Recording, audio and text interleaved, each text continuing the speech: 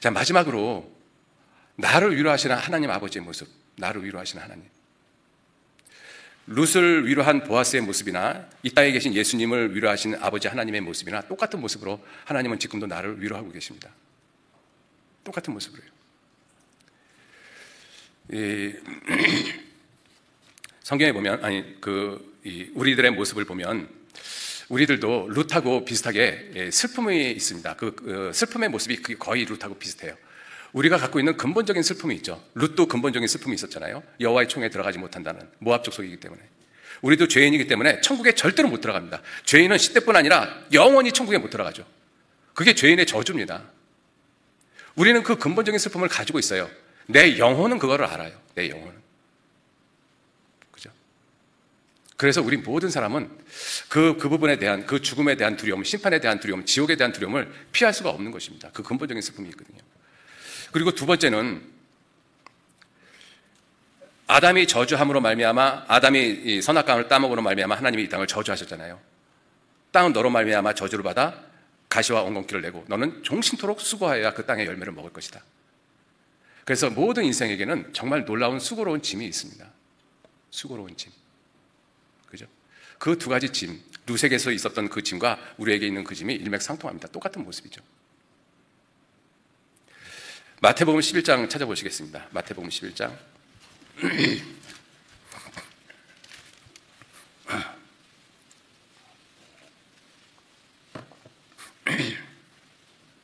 마태복음 11장 28절 말씀. 마태복음 11장 28절로 30절 말씀. 같이 읽겠습니다. 수고하고 무거운 짐진 자들아 다 내게로 오라. 내가 너희를 쉬게 하리라. 나는 마음이 온유하고 겸손하니 나의 멍에를 메고 내게 배우라. 그러면 너희 마음이 쉼을 얻으리니 이는 내 멍에는 쉽고 내 짐은 가벼움이라 하시니라. 수고하고 무거운 짐진 자들, 우리들을 가리키고 있지 않습니까? 그죠? 우리에게는 근본적인 이 슬픔이 있어요. 죄인이라는 슬픔. 룻에게는 모압 여인이라는 슬픔이 있듯이 우리는 죄인이라는 슬픔을 가지고 있습니다. 이 죄를 어떻게 벗어버릴 수 있을까? 이것에 대해서 정말 깊이 생각하고 누가 이 죄를 벗을 수가 있을까? 이 생각을 하는 사람은 죄짐이 풀려졌을 때 정말 기쁠 거라고 생각을 합니다. 그죠? 근데 많은 사람들은 사실은 그러한 부분에 대해서 깊게 생각하지 않고 살아가고 있어요. 대부분의 사람들은 인생에 대해서 그렇게 깊이 생각을 안 하고 살아갑니다. 근데 철학자들 중에서 보면 철학자들은 정말 생각이 깊다라는 것을 우리가 엿볼 수가 있지 않습니까? 실존주의 철학자 칼 야스퍼스는 이런 이야기를 했어요. 왔노라 내가 어디로부터인지 알지 못하면서, 있노라 내가 누구인지 알지 못하면서, 가노라 어디로 가는지 알지 못하면서, 죽노라 언제 죽는지 알지 못하면서. 이건 정말 인생을 깊이 생각해 보지 않고는 이렇게 글을 쓸 수 없다고 생각을 합니다. 그죠? 이렇게 인생에 대해서, 자기 죄에 대해서, 정말 심판과 죽음에 대해서, 하나님에 대해서 깊이 생각한 한 사람이 그 죄짐이 벗어질 때 그 사람이 느끼는 그 기쁨은 엄청나게 크고 위로도 엄청나게 클 거라고 생각이 들어집니다. 그죠? 철로 역정을 읽어보면 그 기독도가, 크리스찬이 어느 날 자기 등에 짐이 생겼어요. 성경을 읽다가. 그래서 이 짐을 어떻게 벗어버릴까?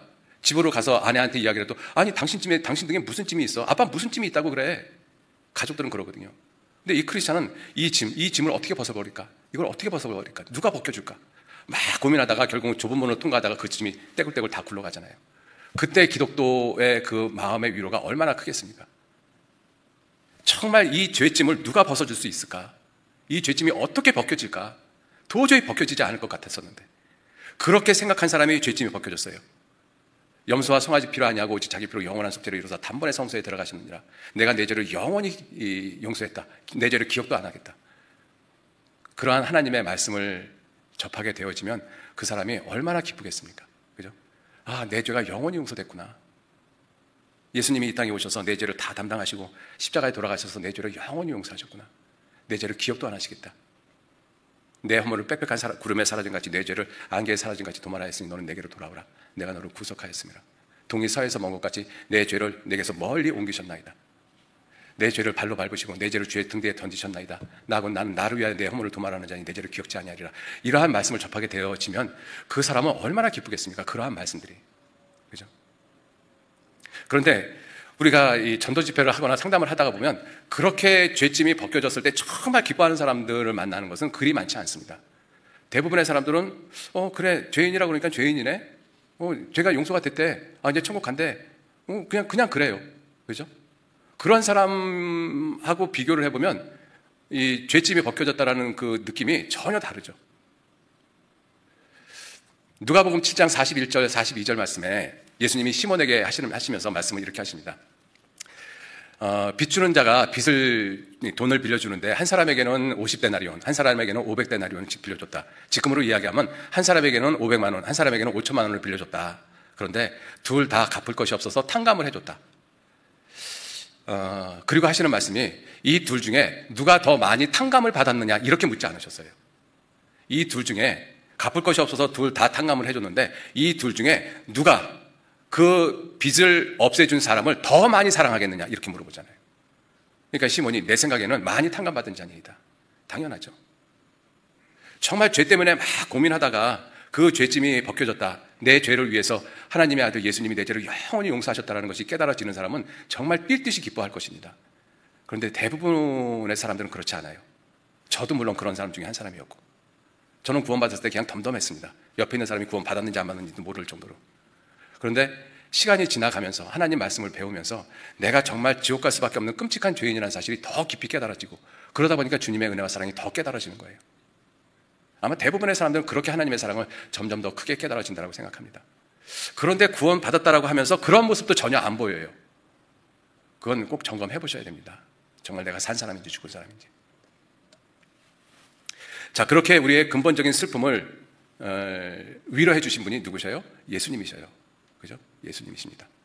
자, 그리고 우리가 삶의 저주받은 땅에서 살면서 삶의 슬픔들, 삶의 수고들이 많이 있잖아요.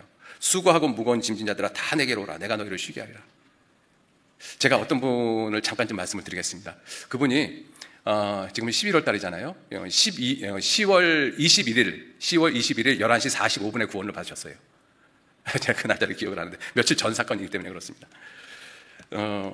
그분이 첫째 날 DVD 말씀을 2편을 듣고, 그 다음에 둘째 날 DVD 말씀을 4편을 아침 10시부터 밤 11시 45분까지 말씀을 듣고 구원을 받았어요. 자, 그런데 그분이 여자분이신데 이제 나이가 한 50줄에 들어섰습니다. 그분이 말씀 DVD를 듣기 전에 이제 상담을 하게 되어졌는데, 상담을 하면서 이 말씀을 읽었습니다. 수고하고 무거운 짐진 자들아 다 내게로 오라. 내가 너희를 쉬게 하리라 하고 읽고 있는데 어디서 우는 소리가 나요. 보니까 옆에 있는 이 말씀 들어온 사람이 울기 시작을 하는 거예요, 이 말씀에. 그래서 상담을 못하고 그냥 가만히 있었어요. 이 주변에 있는 사람들도 다.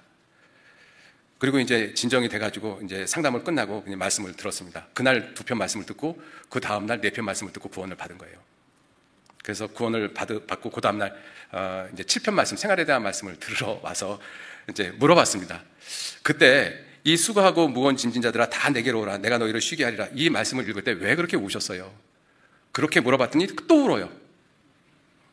그러면서 하는 얘기가 뭐냐면, 내가 그러지 않아도 50여 년 동안 이 삶의 무게 때문에 너무 지쳐가지고 그래서 도망가다시피 해가지고 대만에서 20년을 살아왔는데 이 짐이 안 벗겨지더라는 것입니다. 그런데 이 짐을 갖다가 누가 벗겨준다고 그러니까 이게 얼마나 고맙냐는 거예요. 하나님을 모르는 상태였습니다. 말씀을 들으려고 하던 시점이었으니까. 얼마나 고맙냐는 거예요. 그 말씀만 들으면서 또 울어요. 제가 그래서 그 모습을 보면서 나는 구원받기 전에도 이 말씀 참 많이 읽었는데 한 번도 이 말씀을 읽으면서 울어본 적이 없거든요. 물론 우리가 성경 말씀을 듣거나 배우거나 설교 말씀을 들을 때 다른 어떤 말씀을 듣고 우리가 위로를 받으면서 운 그런 모습은 우리에게도 많이 있을 거라고 생각합니다. 그런데 저는 이 말씀을 통해서 한 번도 울어본 적이 없거든요. 그래서 저 혼자 생각을 해봤어요. 저분하고 나하고 이 말씀에 대한 느낌이 뭐가 다를까? 저는 제 삶의 무게를 그렇게 심각하게 생각해 본 적이 없던 거예요. 근데 그분은 구원받지 않았음에도 불구하고 삶의 무게가 정말로 자기를 짓누르고 있다는 걸 느낀 거예요. 그리고 누가 이것을 벗겨줄 수 있을까? 어떻게 하면 벗을 수 있을까? 그 사람이 이 말씀을 들었을 때 구원을 안 받았는데도 위로를 받잖아요. 제가 그걸 보면서 하나님의 말씀은 정말 살았구나. 산 자와 죽은 자를 위로하시는 하나님의 말씀. 그죠? 산 자와 죽은 자를 위로하시는. 주님은 우리의 삶의 무게도 벗겨주십니다. 수고하고 무거운 짐, 수고로운 인생의 짐, 무거운 죄짐. 그 짐을 진 사람들 다 내게로 오라. 내가 너희를 쉬게 하리라. 이 말씀이, 이 예수님의 말씀이 내게 정말로 위로가 되는 이유가 무엇이겠습니까? 위로가 되는 이유가 이러한 말씀이, 예수님이 내 죄를 영원히 용서하셨다. 수고하고 무거운 짐진 자들아 다 내게로 오라. 내가 너희를 쉬게 하리라. 이러한 말씀이 내게 위로가 되는 이유가 무엇이겠어요? 공감입니다. 예수님이 내 삶에 대해서 공감하고 계시다는 뜻이에요. 무슨 이야기냐 하면, 여러분들, 룻이 보아스의 말을 통해서 상당한 공감을 받았어요. 왜 그렇게 상당한 공감을 받았습니까? 룻은 이방 여인이잖아요. 근데 이 보아스가 한 말이 왜 그렇게 공감이 되어졌을까요? 보아스도 이방 여인의 자식이었거든요. 그 어머니가 여리고성 기생 라합이었습니다. 보아스가 자라면서, 어릴 때 자라면서 동네 아이들한테 기생의 자식이라는 얘기 안 들었을 것 같습니까? 이방 여인의 자식이라는 소리 안 들었을 것 같아요? 그거를 겪은 사람이잖아요. 그것을 겪은 사람이 똑같은 이방 여인의 슬픔을 알고 이야기를 하고, 만약에 룻도 그것을 알았다면 보아스의 말이 100번 1000번 위로가 되고도 남죠. 정말 공감이 되어지잖아요. 아, 저 사람도 이방 여인의 자식이었구나. 그런데 여호와의 총회에 들어왔네. 나도 가능하겠다. 여러분들, 예수님의 말씀이, 예수님의 이러한 말씀이, 수고하고 무거운 짐진 자들아 다 내게로 오라. 내가 너희를 쉬게 하리라. 이 말씀이 내게 공감이 되어지는 이유가 뭐예요? 예수님이 히브리서 4장 15절 말씀 찾아보시죠. 히브리서 4장 15절 말씀.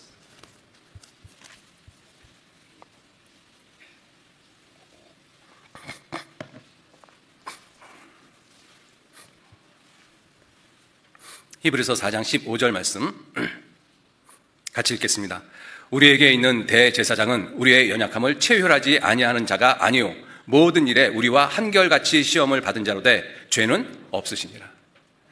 체휼, 몸소 겪었다라는 것입니다. 여러분들, 예수님은 우리가 똑같은 육체를 입고 오셨잖아요. 배도 고파 보셨고, 슬퍼도 해보셨고, 눈물도 흘리시고, 기뻐도 해보시고, 민망해 보시기도 하고, 괴로우셨다라고 말씀하셨잖아요. 그죠? 사람들한테 배반도 당해보고, 자기 제자한테 팔려보기도 하고, 사람들한테 침뱉음 당해보기도 하고, 뺨도 맞아보기도 하고, 사람들 앞에서 옷을 벗겨봄을 당하기도 하고, 채찍에 맞아보기도 하고, 죄 없는데 사형 판결도 받고, 결국은 십자가에 못 박혀 죽었습니다. 여러분들, 우리 가운데 예수님이 당한 그러한 모습을 겪은 사람이 있으십니까? 하나도 없잖아요.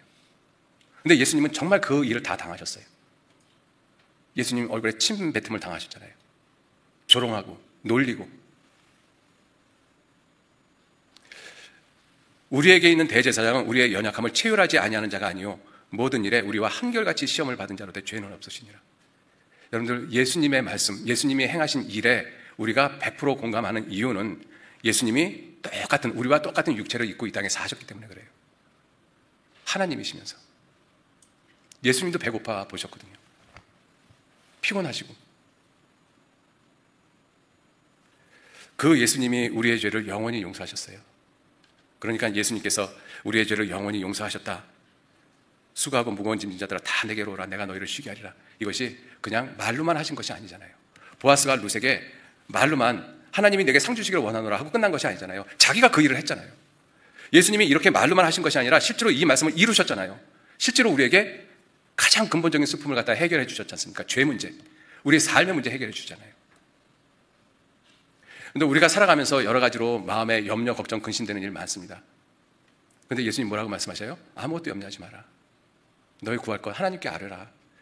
그리하면 모든 지각에 뛰어난 하나님의 평강이 그리스도 예수 안에서 너희 마음과 생각을 지키시리라. 그 말씀을 누가 하셨어요? 우리와 똑같은 육체를 입고 살아가신 그 예수님께서 하셨어요. 그래서 우리는 예수님 말씀에 100% 공감한다는 것입니다. 그래서 이 말씀에 우리가 위로를 받는 거예요. 구원을 받지 못한 사람이라 할지라도 자기가 삶에 정말 지치고 지친 삶에서 어떻게 하면 벗어날 수 있을까? 그것을 간절히 원했던 사람은 이 말씀 한마디만 갖고도 울 수 있습니다. 위로지 않습니까? 꼭 구원받아야지만 이런 말씀이 위로가 되어집니까? 아니에요. 산 자와 죽은 자를 위로하시는 하나님이십니다.